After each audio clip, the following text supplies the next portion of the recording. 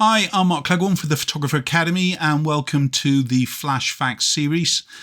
This is where I've broken down the kind of the secrets or the problems or the techniques of flash photography, whether you're a Speedlite photographer or you're just getting started with your off-camera flash, or you're kind of more advanced, or you're looking to get into studio flash photography. I'm trying to kind of unravel the kind of the techniques for you so you can understand fully what the different settings are, how to best kind of get going. Plus, we're going to look at pros and cons of each different section, as well as some tips and things really. So the Flash series, you can obviously watch lots of video content on the Academy website itself, but the Flash Facts series is breaking down each section at a time for you. Hope you enjoy it. Okay, before I start, I'm going to say sorry because this is real tech stuff as far as the introduction to really what the color of Flash is all about. Now, we're all used to the settings on our cameras, and obviously I'll try and always convince you to have a set color balance rather than an auto white balance. The reason being, with auto white balance, the flash can't see what's in the scene, the camera can't see what's in the scene, so it's kind of really going to guess it all and everything else with it. Again, as obviously the technology changes, the specific flashes that you buy, there might be some kind of better kind of qualities come in, or you might even be able to get it now, but for the majority I would fix to a color balance that is fixed. Now, if you're going to use flash, it would make sense that you're going to set your camera onto flash, because that's going to be looking at a specific tone. Our flash is white balanced. It's going to add some warm tone to the image because it needs to warm it up a little bit. But that's really not what this film's about, okay? The film is about we're used to white light, but what happens when we want to play with white light, or we need to manipulate white light to create the different effects and everything else. So if we're in studio, you're using white light, so in other words, you're bouncing or direct flash onto your the subjects from something that you want it to be clean light. Then you're basically going to be setting it either onto a flash balance, perhaps a daylight balance, or you're going to use a custom balance on the camera using the likes of a gray card to kind of set a specific color based on your flash. Because as your flash changes in age, in fact, the flash tube will discolor probably, and I'm on about 5-6 years, whatever, and you're going to get slight problems perhaps. So always better to actually choose the kind of the coloring that we want and things. So for me, set it onto flash or do a custom balance, and the likes of, you shoot a gray card, you tell the camera, use this gray card as the color balance, so remember to fill the frame with it. If you're using on the likes of a camera that needs to shoot a pre-shot, in other words, you kind of on a Nikon used to press the pre, you take a photograph of the gray card, and then it says, do you want to use this as your image? But it doesn't actually record the gray card. So if you wanted to record the gray card for post-production fixing, of course, then you would obviously shoot that as an additional shot. But really what we're trying to do is fix the color. So we're used to getting this beautiful quality of color, but of course some of you will like a cooler light compared to a warmer light. So this is where in custom color balancing, in the post-production perhaps, you're going to take things under your own kind of steam and kind of change its intensity or saturation, or even the actual tone or tint with the image itself. But there's tricks that we can also do. Now, if we kind of know that white light is a warmer light and tungsten light is a cooler light, in other words, when we set the tungsten light in setting on the camera, what it's going to do is think that you're using the likes of a tungsten light. So in that case, it's imagining that the tungsten light is very, very warm in its intensity. So that means it's going to cool it down. By cooling it down, the opposite to yellow is blue. So in other words, we are guaranteed to get a blue effect like we're seeing here. If we were to shoot in the normal mode with white flash, we know what to expect. If we shoot with white flash, but we set the color balance on camera to tungsten, then we are going to get a blue kind of ethereal kind of look and feel with it and things. If we're going to increase the amount of blue, we can add a CTO, which is a color temperature orange. That's a kind of a yellow gel. Some of you might have clip-on filters and so on to go onto your flashes, but a CTO, color temperature orange, is used to warm the flash up. So this is where we would then do a custom balance because we want to control it. So we're photographing, believe it or not, in the middle of daylight on location.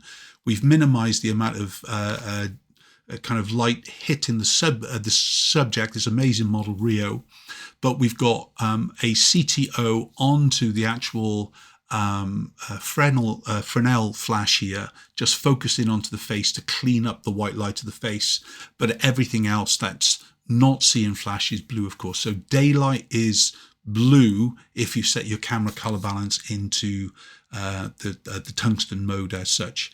You're basically going to hear things like CTO, color temperature orange, like I said, or CTB, which is color temperature blue. And that would actually be used to kind of cool the flash down and things. But the majority of the time, I use it to warm up the flash rather than the other way around.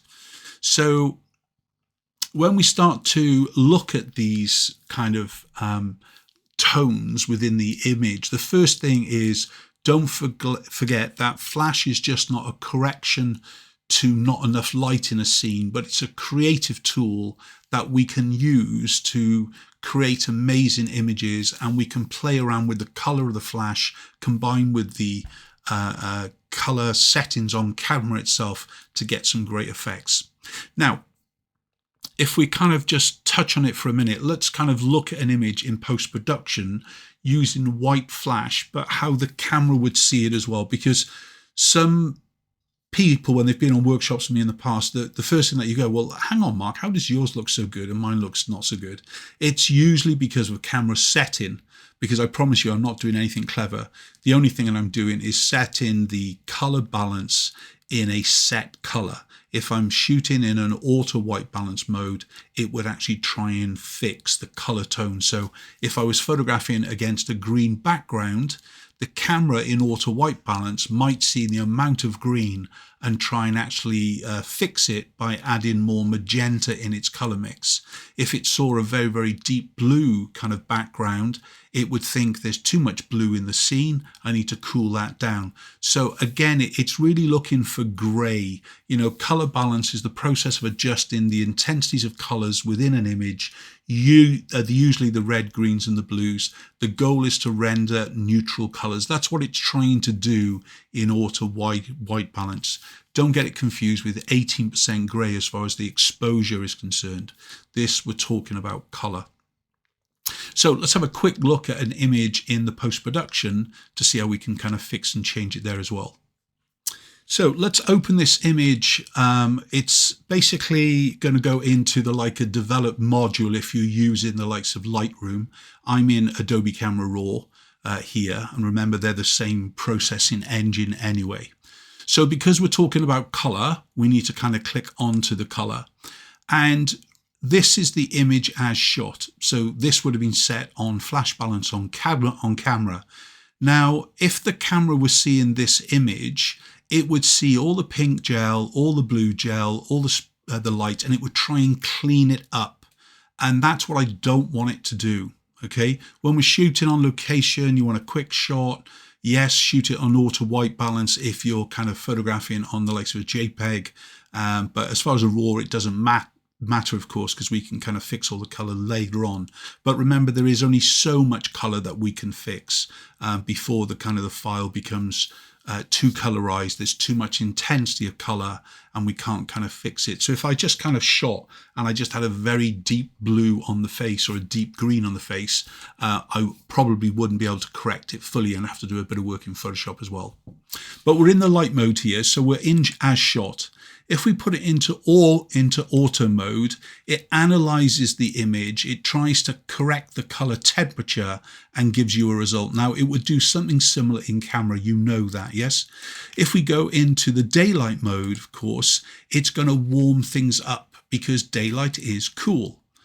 So it wants to add more of a warmth in. Exactly the same with cloudy, but a cloudy light would be a cooler light again, so it would increase its warmth once more, so it add more yellows and warms in. Shade would be even a greater intensity of fixing as well. It adds more into the image.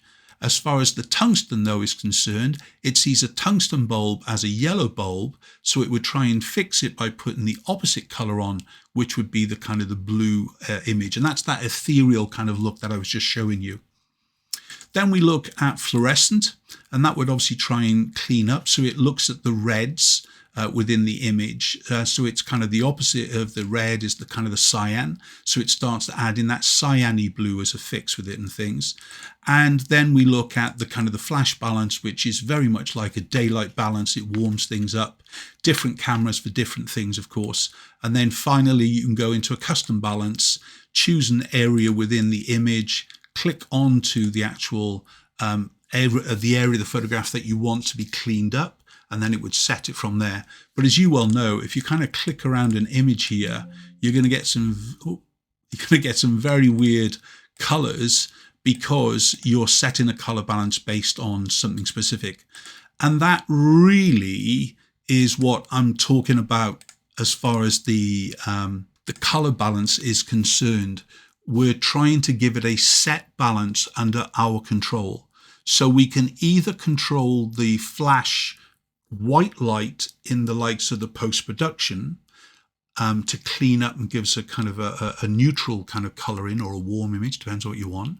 But when we're trying to actually completely change the flash color that is hitting our subject, but not affect the scene, we need to use the likes of some kind of color gel onto the actual flash when we're kind of doing the shot itself, because then it's going to save a whole lot of work in the likes of post-production. But color and flash is a great friend, and you can create some really great images with it. So if you'd like to know more about the Photographer Academy, head over to thephotographeracademy.com and go over to the lighting section here, and you can see that there's lots of different topics and content for you to go ahead and actually watch immediately. As a member, you'll be able to actually click in and then watch and download the films. To join, just click onto the Join Academy on the website kind of links, and it'll just bring it over to here. And as you can see, you can join for as little as £33 for 3 months. But in addition, of course, it's not just our film content. There's also lots of other assets to download, including brushes for Photoshop, smart objects for Photoshop, 100 backgrounds for you to use, as well as actions. Plus, we've got some great visual posing guide apps for you to download and put onto your smart device.